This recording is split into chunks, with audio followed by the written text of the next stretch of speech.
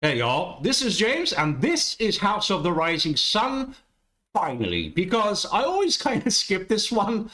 As you know, I'm always in search of those hidden gems. I tend to pick the productions with fewer views just to kind of figure out what's going on, and I've loved them. But if you're a Geoff fan, you've got to listen to this one, right? I mean, I can't keep ignoring it, and I am quite full of the Christmas cheer at this point, so this is House of the Rising Sun. Let's get it done. Let's get it on my playlist so I can listen to it from now on. Let's go.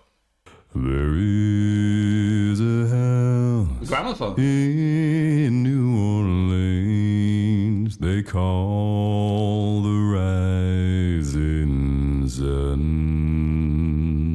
and it's been the ruin of many a poor boy, and God, I know I'm one.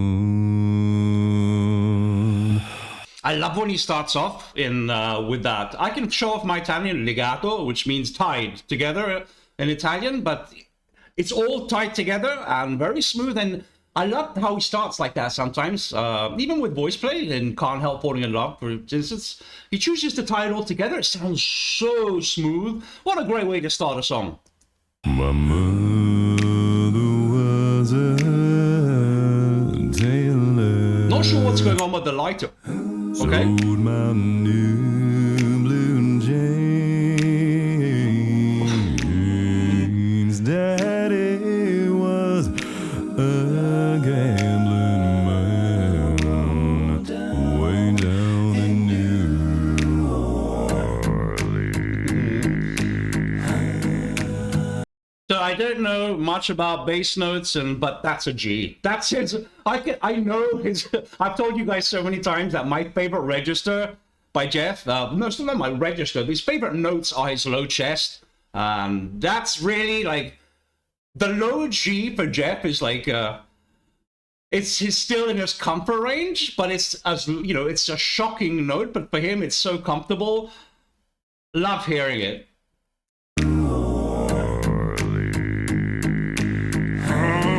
Shaking.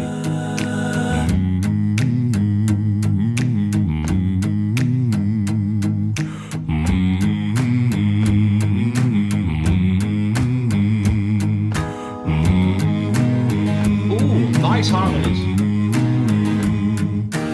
One and only thing a gambler ever has is a suitcase and vocal. a trunk.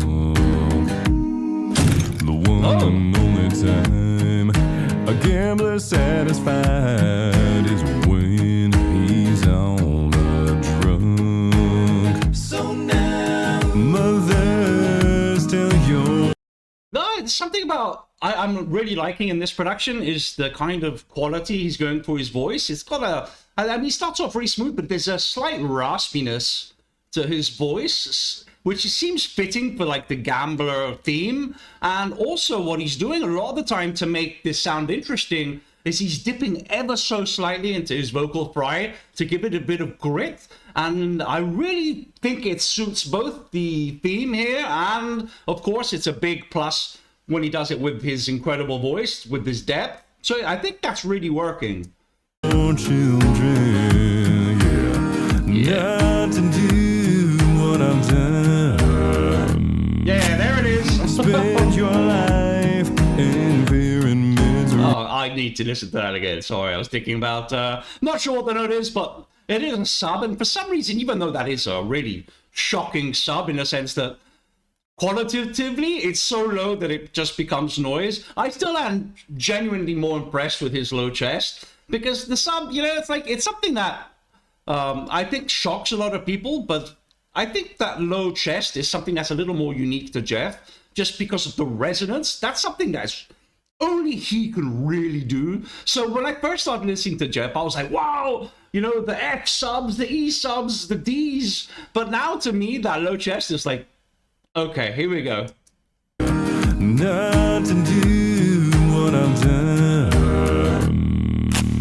Spend your life The smile. in fear and misery in the house of the rising sun. There, that note.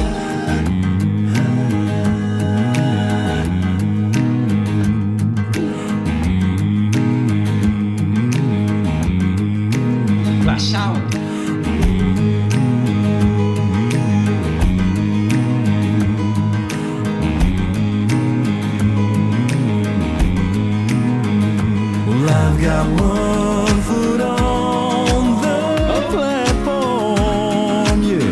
The other's on the train. Yeah, so, okay, we get tenor Geoff. I love this register for him too. And it's always interesting because he sounds different to me every time he goes high. Sounds great here, not straining at all, so happy to hear that. I'm going back to New Orleans to where that moment changed. That G again. Wow. Is that him doing the bass?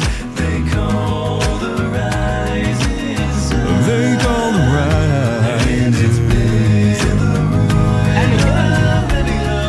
That is really, that it's an anchor for Geoff in this one. That I think it's a G. I'll check it, but I know that sound. I know it's a G. Just repeatedly hitting that, and it's great. But yeah, it's really loving that G1 in this. That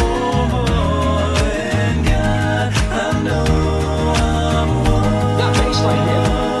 and God, I know I'm one in the house of the rising sun. Putting it all together there. An extremely heavy G1 with the vocal fry as well. But great. I was going to say, is that in that last section, the bass sounds like it's an actual, like, I'm not going to say electronic, but it doesn't sound like him. And if that's the case, why? Not really sure. It's probably him, right? Probably him with a little post-production. Not sure, but anyway, okay, I think that's it now, but yeah. That's it. No speech. No hey y'all speech there at the end. So that's the reaction. If that's all we wanted to see, thank you so much for being here and sharing this one with me. If you want to hear what I think, give me a couple of seconds. I've been asking myself, what is it that makes some Geoff productions so popular and others that sometimes that I even prefer not so much?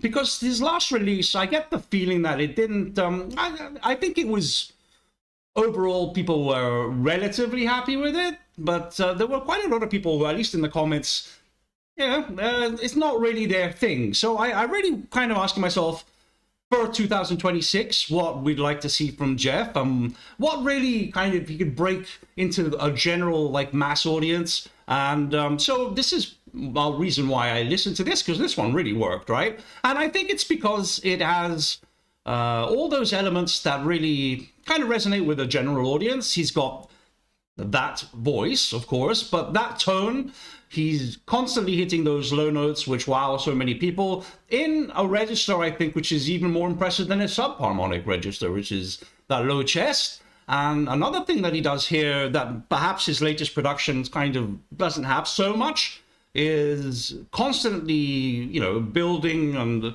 it's there's some instrumentation, but it builds and then it changes, and there are changes in tempo, a lot of variation with harmonies. So there's a lot of complexity. The latest release felt like it was more just continuously intense, like a relentless thing. So maybe that's something they can keep in mind. I don't know. I'm obviously here on my seat. This isn't me recording anything. But I get why this is popular. It has all the elements that really, the low notes, the vocal fry, the higher harmonies, the instrumentation even, and you take all of that and you kind of mix it in with a very popular song that's already popular. So people who are searching for a cover of it will find this, that will blow. That's immediately going to become Geoff Castellucci fans. A lot of us fell into the honey trap that way. So I did enjoy this. Not my favorite production. Definitely not in the lower end. I get it. I get it. It's super enjoyable. Glad I can put this on my playlist now and listen to it. This has got quite an upbeat thing, and something you can sing to. Well, something you wish you could sing to. So thank you very much for being here. That's pretty much it for today.